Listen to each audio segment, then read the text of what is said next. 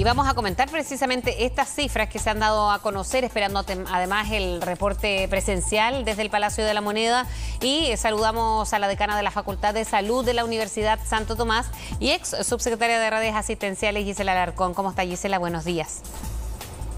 Muy buen día, Fresia, a usted y a todas las personas que nos están viendo, y muchas gracias por invitarme nuevamente a este canal.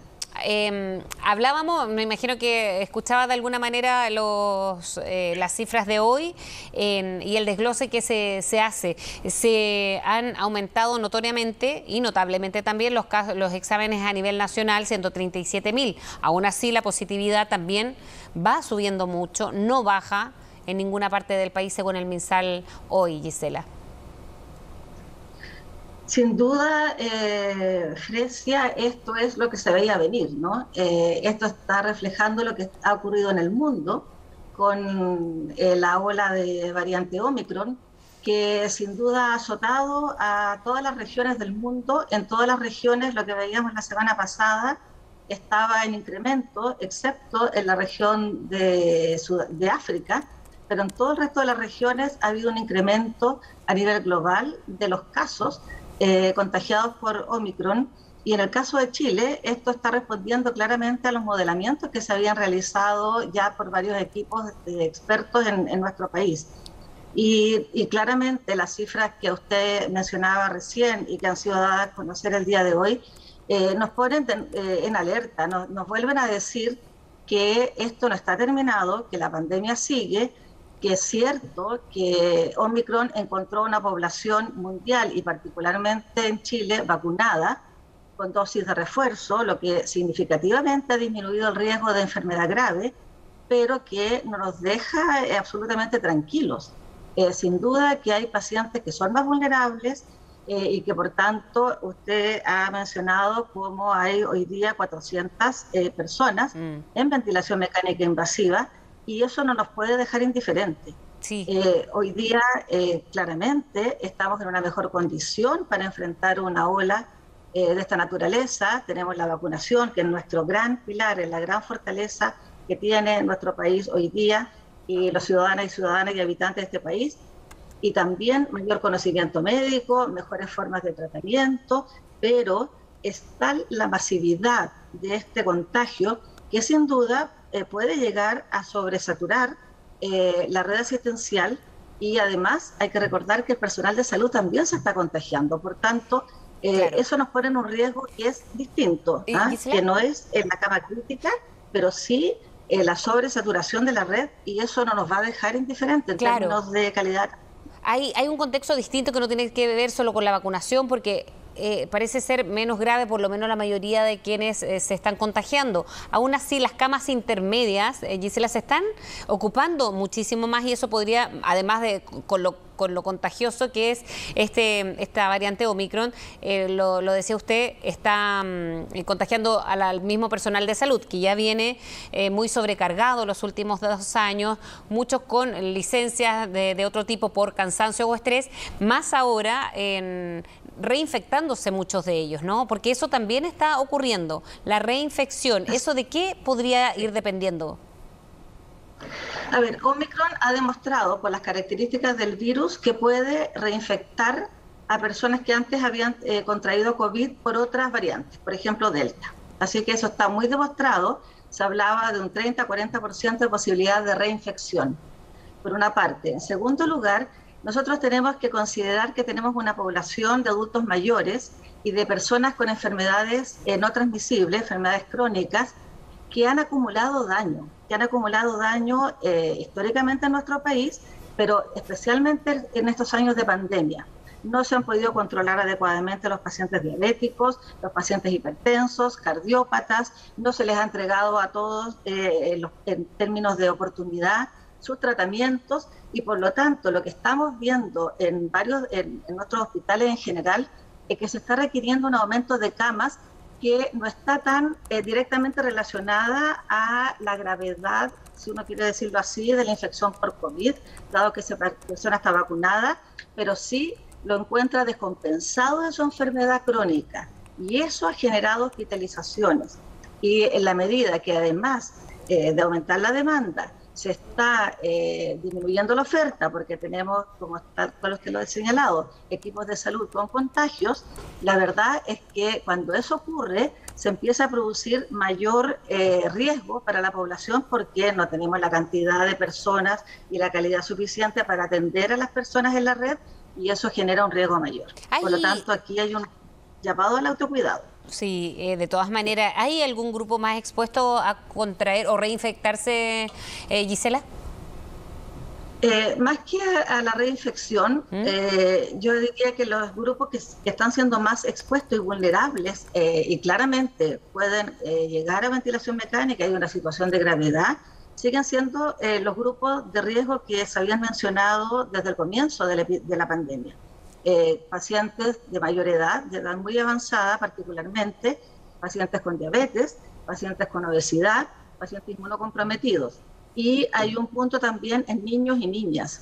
Omicron ha infectado con mayor prevalencia, incidencia, a niños y niñas. Y hemos visto, por lo menos en otros países, que esta disociación entre la infección, el número de casos y la hospitalización que se produce en los adultos, en los niños no están disociados. O sea, siguen las curvas de contagios y de hospitalizaciones en niños y niñas.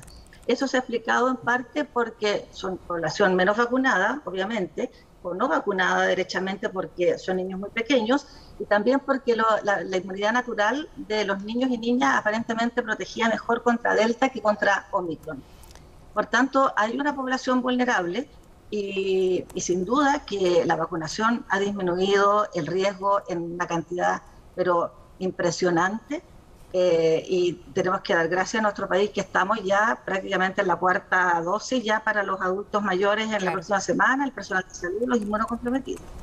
Doctora, ¿qué pasa o cómo se convive con Omicron y este nuevo plan paso a paso? Porque si bien se han disminuido en algunas comunas, es más de aforo, no tiene que ver con movilidad. Estamos en febrero, donde ha crecido también la movilidad de las personas, justificadamente por las vacaciones. Y después viene marzo, donde ya se espera mucha actividad presencial, de estudios y laboral también. Sí, la verdad es que cuando hemos visto las medidas que ha instalado la autoridad sanitaria, es un poco complejo el dejar tanto en las manos de las personas el autocuidado y no en la autoridad sanitaria, la gobernanza de la pandemia. Dicho eso, yo me refiero particularmente a los casos de alerta COVID, a que se sugiere que el paciente se quede en la casa, pero no hay una licencia médica. Entonces, claramente, cómo se queda en la casa y por lo tanto va a ir a trabajar para cuidar su trabajo, salvo que se encuentre un empleador muy comprensivo. Y claramente aquí se ha puesto mucho en el autocuidado, la responsabilidad del contagio.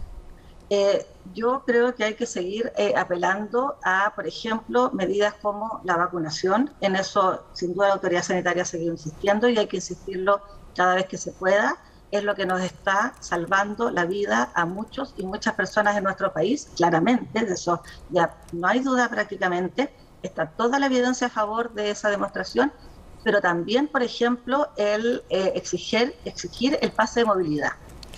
Hoy día en los balnearios, efectivamente, tal como usted señala, nos estamos encontrando con aumentos de contagio muy importantes. Entonces, claro, empieza la discusión de si se contagia en la playa, cómo me pongo la mascarilla en la playa, estoy toalla con toalla, pero más allá de eso, probablemente los contagios no están siendo tanto al aire libre, no. Probablemente los contagios están siendo en las reuniones sociales, que ya excede las reuniones familiares, ¿verdad? Y donde no se exige paso de movilidad. Entonces, yo haría un llamado aquí a la autoridad sanitaria a fiscalizar que las personas tengan pase de movilidad en primer lugar, sobre todo en lugares concurridos, a las personas a reunirse con personas conocidas, no con grandes grupos, a evitar las aglomeraciones, particularmente en espacios cerrados, insistir en vacunarse y sobre todo para preparar lo que usted señala.